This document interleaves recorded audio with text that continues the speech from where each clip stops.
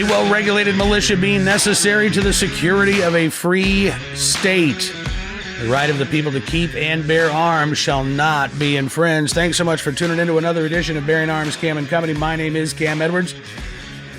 We are a little concerned about that free state right now, aren't we? We've seen a run on ammunition and firearms around the country over the weekend.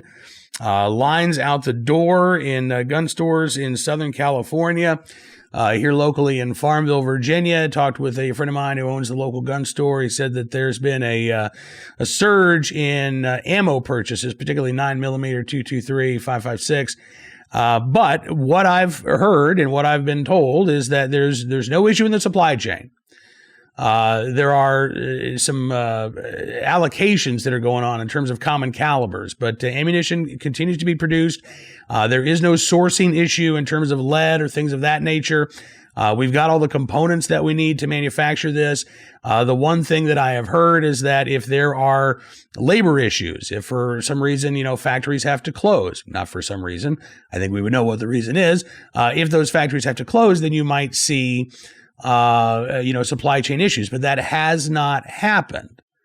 And given the economic crisis that we are in, right along with the coronavirus crisis, I do expect that there's going to be every effort given to keep these factories running, not just ammunition factories, but every manufacturing center running at some capacity while we go through the next couple of months. One of the other issues that I wanted to talk about here on Bearing Arms Cam and Company, but it won't be today. It'll likely be tomorrow. The number of orders that we're now seeing that, close down businesses, can shutter, bars, restaurants, movie theaters. We've also seen, though, a couple of emergency declarations that supposedly empower mayors to restrict the transportation of firearms. That was in a order that was signed in New Orleans. Champaign, Illinois, mayor there signing a declaration that gives her the authority, supposedly, to ban the transfer of firearms or ammunition. And so I do want to talk with an attorney about the legality of a lot of the language in these emergency declarations. I happen to think that a lot of those are challengeable, but we're now seeing court systems operate on an emergency basis. So what are the prospects of actually getting an answer to some of these questions? We will be dealing with that in the days ahead. But on today's program, we're going to talk with James Eric Dietz. He's the director of the Homeland Security Institute at Purdue University. Twofold topic of conversation here. First, we're going to talk about the pandemic. He has done some research into pandemics. We're going to talk about flattening that curve and the trade-off between the economic pain that we're experiencing right now and are going to be experiencing in the weeks ahead versus the ability, hopefully, to flatten this curve, to keep our healthcare systems from being overwhelmed, which would make things much worse. So we'll talk again with the Dr. Dietz coming up here in just a matter of moments. And then you're going to hear from Jason Rantz with KTTH Radio up in Seattle. One of the things that I've noticed over the weekend, there's been a lot of second and third hand reporting. You'll see on social media somebody say, hey, I just heard from a doctor who says he works here, and this is what they're saying.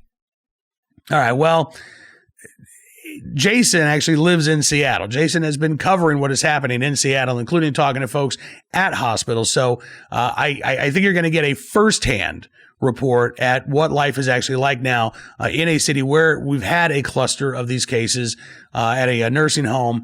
And again, the hospitals are starting to deal with this in Seattle, maybe a little bit more than they are where you live right now. Doesn't mean that we won't be nationwide or you won't be locally where Seattle is in a week or two. Hopefully that's not the case. Hopefully, again, we can flatten this curve and we can get ahead of the spread of this virus. But you're going to hear from Jason Rantz coming up in just a little bit as well. But right now, let's kick things off with our conversation with Dr. James Eric Dietz, the director of Homeland Security's Institute, or the Homeland Security Institute, rather, at Purdue University. Take a look and a listen. Eric, thank you so much, sir, for coming on the program. It's a real pleasure to get a chance to talk with you again. Of course, happy to do so. And we're going to talk about magazine capacity, the research that you're doing, because I think it applies to this new lawsuit that we've seen in Connecticut. But as the director of the Homeland Security Institute, I imagine that your work involves more than just Second Amendment issues. Have you done any research or have you worked on anything that might be applicable to the situation that we find ourselves in today. Yeah, actually, Cam, we did a lot of work looking at pandemic flu and flu preparedness. And we did this really with the last major flu outbreak. We did a lot of work for the state, over 100 exercises, looking at readiness at the county level, at the hospital level, and at the state level. And one of the underlying themes that we found with that was just the sheer overwhelming nature of these events. That's what we're seeing in the news today. Mm-hmm. We also saw the one significant thing that every single individual can do is just do a great job washing your hands. Really wash the fingertips, wash between the fingers, take your time doing so, and dry your hands properly, and then stay away from others when you're sick. That social distancing is something that we're seeing, sadly, far too little of right now. We've seen lots of reports, even in the current event, that people, even with in my community, we got people that are worried about their ice cream businesses and their cupcake businesses more so than we're worrying about the flu and the health of our community. I mean, we really need to social distance, to stay away from one another when we're sick or when we think we're sick, and also just kind of keep those distances to make us a harder target for spreading the flu. Yeah. Those two things can make a dramatic change. Our research showed using 1918 levels of disease spread that we could reduce the peak from being about a third of the population to being about 9% of the population. And we could change the peak from being, a couple weeks into the event, kind of like what we're seeing now, mm-hmm. To many weeks into the event, a dozen or more weeks. Those two things alone allow us to really change what we were looking at the time, some of the personnel things that we were worried about, like how do we manage hospitals and first responder tasks with a third of the population or a third of those people that are out absent and sick. And so we basically tried to redefine the problem. Said, well, if we really do a good job hand washing and really do a good job sending people home when we're sick, we can treat it more to like normal summer vacation, which is 10% or so of the folks are gone at any given time. And, I think a lot of this is just we need to kind of recalibrate our set point. Instead of that coworker that comes in when they're sick to help you get a job done that, due that week, and you kind of punch them in the arms that, I appreciate you coming in, and I know it was, a tough week for you. Instead, we need to take one look at them and send them home. Say, wash your hands and get the heck out of here. Absolutely. And then the other thing that I think that we all sometimes forget, especially around our office spaces, is how important it is to wipe down those fomites, those inanimate objects that help us spread disease. You might call them the copier button or the light switch or the stapler. Those things that we rarely wipe down, mm-hmm. the coffee pot handle, for crying out loud, those things that we rarely wipe down, but we almost all touch over the course of the day, really have a huge impact on the spread of disease. And so, a good office routine, a couple of good kind of personal hygiene routines about staying away from others when we're sick. If we're ill, stay at home and stay away from our families. Get in a different room, try to at least, maintain some distance. Those things are all vital and important and essential, really, to try to make sure that we minimize the impact of a terrible event like we're staring at right now. Absolutely. And you talk about those small business owners. I've got friends who are plumbers. They own restaurants. They are, and they're terrified, about what the next couple of months mean for them. But at the same time, if we don't take those steps now that you're talking about, we're looking at an even longer period where things are going to be closed. We're looking at more closures than what we're looking at now. And it's this incredible balance. I mean, we live in a day and age, Dr. Dietz, where, we're so polarized and we're so divided. And if, one side says red, the other side says green. And so there's, I understand the difficulty that all of these elected officials are in right now. On the one hand, again, you're trying to prevent the hospital systems from being overwhelmed, as we've seen in Italy. That won't just impact those COVID-19 patients, but that will impact everybody who needs critical care in a hospital setting if those beds get overwhelmed. So I understand the desire to to flatten the curve, I guess is the phrase. And that absolutely is critical. At the same time, we are dealing with, this economic shock to the system, and that is going to have some pain as well. And I know that, do you think that at some point, is this a balancing act for, those officials who are directing the response right now, where they're weighing the damage to the economy versus the potential loss of life? And is that something that is constantly recalibrated as this disease progresses? Yeah, I think to some degree you're right. I think some of the politicians are weighing which is going to be worse. I think we need to kind of reinforce to everyone, the politicians and the public, that this is a very serious event. We don't know how bad it's going to be. We have some ideas by looking at China and Italy, for instance. And we also know that if we don't take, really dramatic action, we're going to overwhelm the hospitals, because that happened in both the other countries.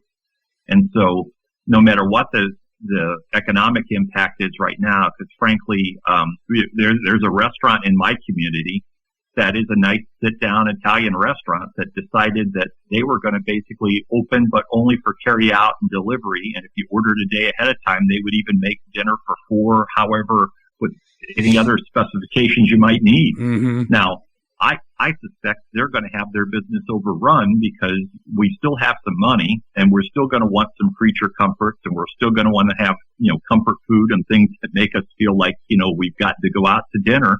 But if you got to stay in your house for a couple of weeks, which is kind of what we're suggesting, or what the experts are suggesting here, that's one of those kinds of things that is going to help a business thrive and survive. And when my wife told me this, my prediction was there'll be a lot of businesses that are trying to figure out how to quickly emulate that. I think we need to do that across the country a lot more. We've got a lot of the young that feel bulletproof with this, and so far the symptoms seem to indicate that they have much less symptoms, but that doesn't mean they're not carriers. They're not bringing it back to their parents or their grandparents as they're visiting them, or spreading things about. And certainly when they have a bad downturn, who's going to take care of the 20-somethings that are enjoying themselves right now? I think we just all need to kind of pitch in and realize this is they've defined it a pandemic for a reason. It is a global event, and these global events, we're going to have dramatic global shortages of things like masks and gloves and ventilators and other things that we would normally find, in adequate supply, so that we don't worry about shortages. People are going to be sacrificed if we aren't all kicking in and doing our part, trying to stay a little bit more healthy and a little bit more wise with our actions in the next few weeks. Absolutely. Talking again with Dr. James Eric Dietz, the director of the Homeland Security Institute at Purdue University. And let's turn our attention, if we can, for just a moment, Dr. Dietz, to the research that you've been doing into magazine capacity and the benefits of larger magazine capacity. As I mentioned, we've seen a lawsuit filed in Connecticut over that state's. So they've got a ban on the new sale of magazines that can hold more than 10 rounds. But those existing owners, when this law went into effect back in 2013, were told, okay, you can keep your magazines, but you have to let the state police know that you have them. And then let's say you've got a 20-round magazine or a 17-round magazine.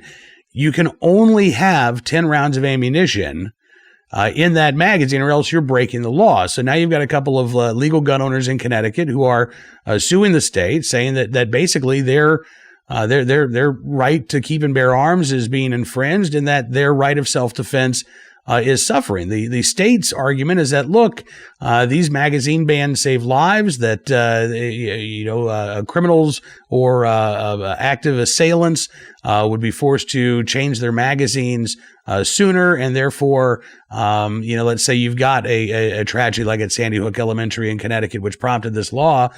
If the killer is using a 10-round magazine, they're going to have to swap out those magazines more frequently. That will reduce the lethality of the attack and allow for a greater response.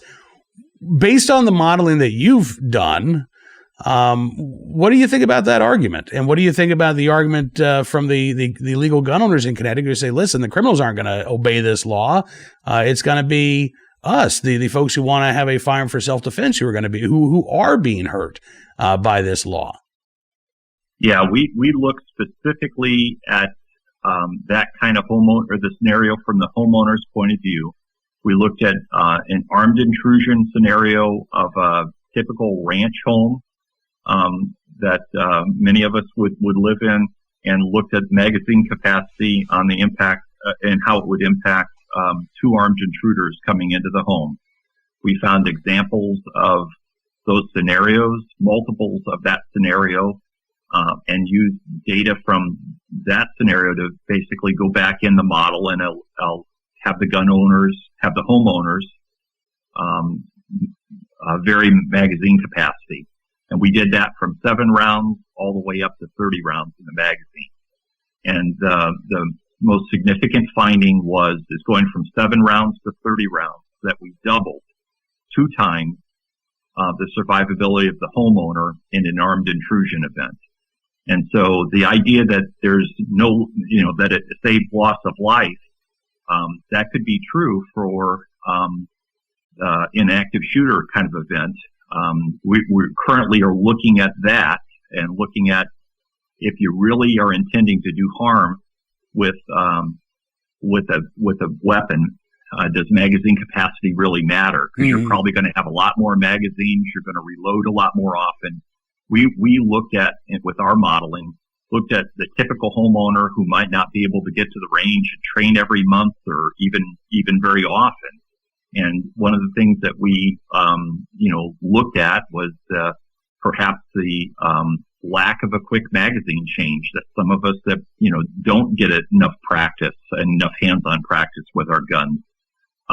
And so those issues all weighed into the more magazine capacity equaled more firepower, which, actually saved the day for half the homeowners or twice as many homeowners when that was increased.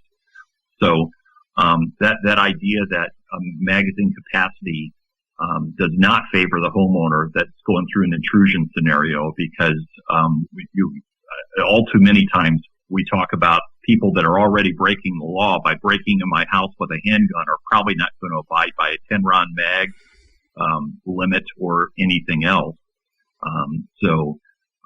I think that the idea that we've got a bunch of legal gun owners having further constraints on their ability to help protect themselves is not really protecting any of us. Absolutely. Well, listen, Dr. Dietz, I appreciate your time today, sir. Thank you so much for joining us, and I hope we can touch base again very soon. Be safe, sir. All right, so we're going to check in again with Dr. Dietz, I think, over the next couple of weeks or so, just to continue to get his perspective on what his research has shown. But again, I don't want to just talk to academics. I want to talk to as broad a cross section of folks as we can.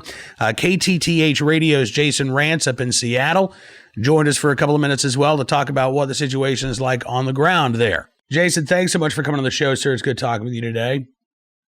Thanks for having me. Absolutely. One of the things that I think has been sort of adding to the fear and the uncertainty right now is it's so hard to get a handle on where we are at this moment. And I know up in Seattle, you all have had that cluster of COVID-19 cases at a nursing home. There were some, unconfirmed reports over this past weekend of hospitals being overwhelmed. We saw guidance from doctors saying, look, we're not overwhelmed yet, but we're concerned that we could get there. How would you describe life in Seattle today? It is dramatically different than life in Seattle a month ago and even a day ago. On the way into work this morning, even during the coronavirus sort of scare and the outbreak, there's still been cars on the roads. There's still been some people on buses. There's virtually no cars. There's virtually no pedestrians or bicyclists. The buses are completely empty.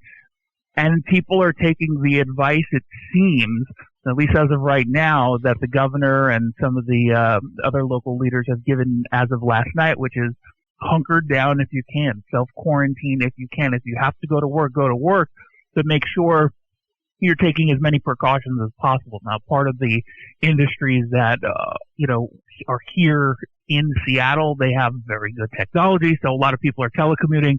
All the schools are closed down, so even if some folks could have gone to work today, my sense is they're probably at least in the next couple days still trying to figure out what their childcare situation is going to be. So that's going to take some people off the roads.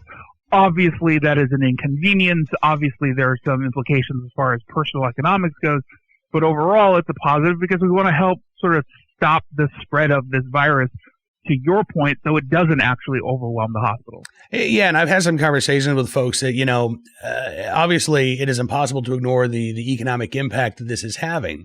And at some point down the road, you may see the metric change, right? And hopefully we are able to prevent the system from being overwhelmed. But, I could see 2-3 weeks from now an argument being made of, okay, we tried it and, that didn't work. Now the economy is suffering. We gotta do something else. It's so hard to predict 24 hours into the future right now, much less, 2 or 3 weeks. But I know that, all around the country, Seattle, no exception, there are a lot of those folks who are more worried right now about what this is going to mean for their ability to pay rent and pay bills than they're worried about their health or their safety. And I understand that. That's the thing. I absolutely understand where those people are coming from. This is a situation unlike any that we have faced certainly in our lifetimes, and maybe, going back 100 years or more. So there is that fear and that uncertainty. One of the things that we've seen, Jason, around the country is folks buying firearms and ammunition. Lines outside the door in California. My local gun store owner says that, they're selling out a 9mm .223 almost as quickly as they can put it out on the shelf. What are you hearing up in the Seattle area in terms of are people not just going out and buying toilet paper, but are they buying ammunition too? So they're definitely buying ammunition. One of the major sellers of ammo, Cabela's in Tulalip, some folks sent me photos over the weekend showing essentially a run on ammunition. We haven't seen that many stories coming out of gun shops yet. Part of the reason is we've closed down a lot of the gun shops. There are none in the Seattle area now. Yeah. Yeah, so there's none in Seattle. So, we're still getting some of that word. My sense is you're going to start to see that in the coming days if it didn't already happen over the weekend. But just looking at the situation in Tulalip, which is about 45 minutes north of Seattle, my guess is you're going to start to see that already happen. Okay. Well, listen, I do appreciate you calling in and just, letting folks know what's going on there in Seattle. What is the latest that you're hearing? And I realize, again, this information could change an hour from now, but what is the latest that you're hearing? And what's the latest that healthcare professionals are saying about the hospital system there in Seattle? I mean, what you said is about what we're hearing. So on the one hand, I'm assuming that you'll be able to find at short periods of time some hospitals overwhelmed. But overall, they've got a handle on this. Part of the reason why we're doing this hunkering down is because they want to continue to stay ahead of this. Right. Now, all of a sudden, a whole bunch of people get sick and then go into the emergency room, which is, by the way, is not what you're supposed to do unless it's an emergency. You are going to overwhelm these hospitals and they're not going to be able to take care of you. So again, listen to the healthcare professionals. If you happen to feel sick with flu-like symptoms and you're not in one of those demographics that is at an increased risk of death, call your doctor, see what they want you to do, and then follow their guidance. Now, if it's emergency, obviously you're going into an emergency room. But for the most part, they're saying, hey, if you feel just a little crummy, make the phone call first. Talk to your actual doctor, see what they want you to do, whether or not they want you to even get tested.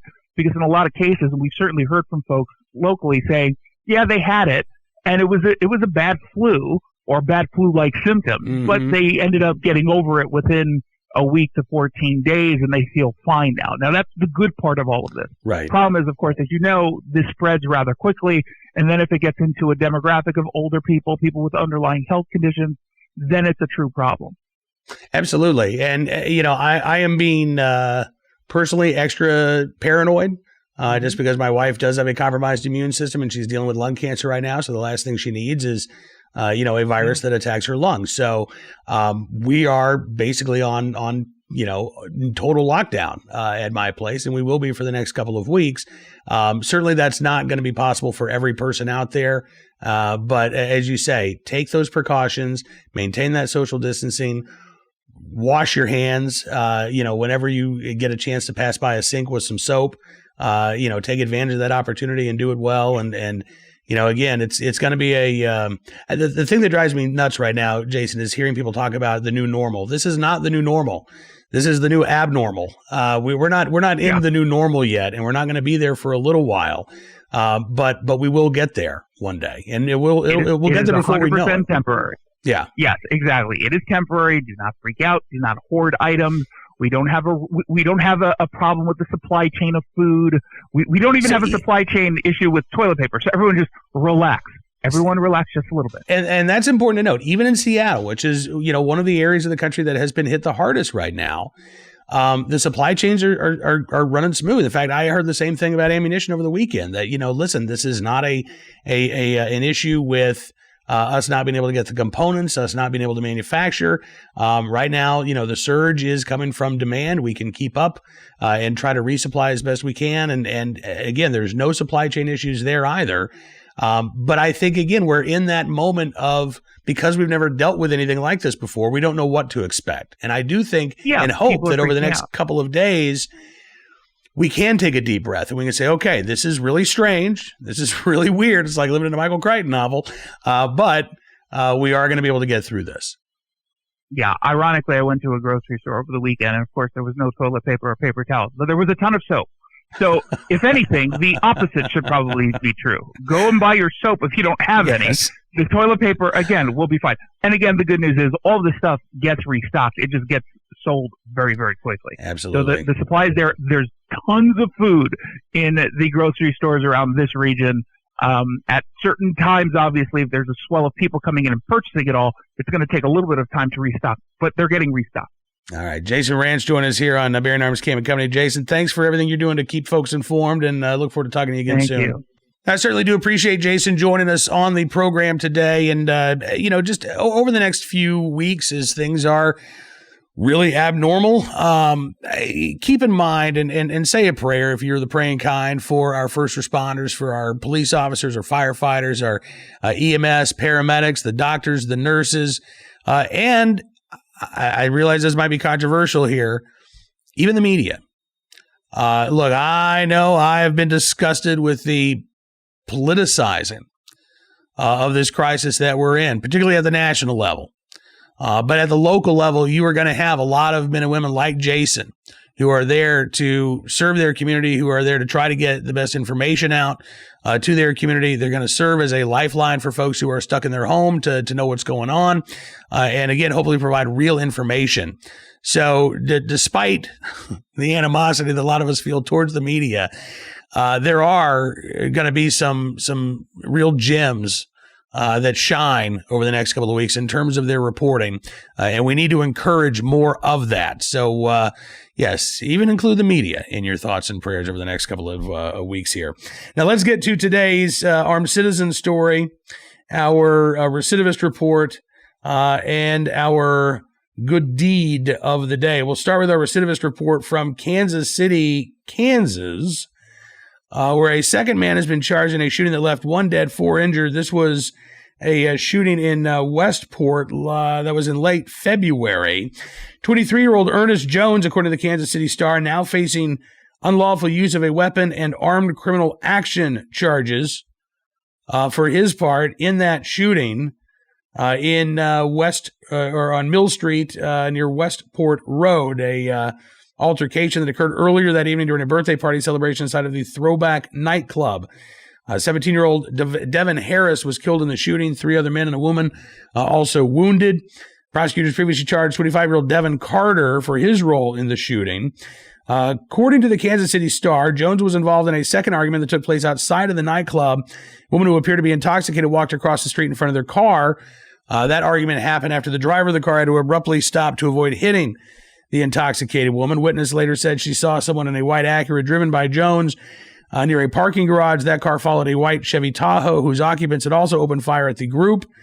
Police recovered 95 shell casings in the area of the shooting. About 40 of them matched shell casings later found in that parked SUV. As for the recidivist nature of this story, according to the Kansas City Star, back in 2017, Jones was placed on 3 years probation for unlawful use of a weapon after he pleaded guilty, according to court records. So, again, we hear politicians talk all the time about getting tough on crime, cracking down on this, right? And what actually happens when somebody is convicted of unlawful use of a weapon? By the way, that was what they pled down to. That was not the original charge.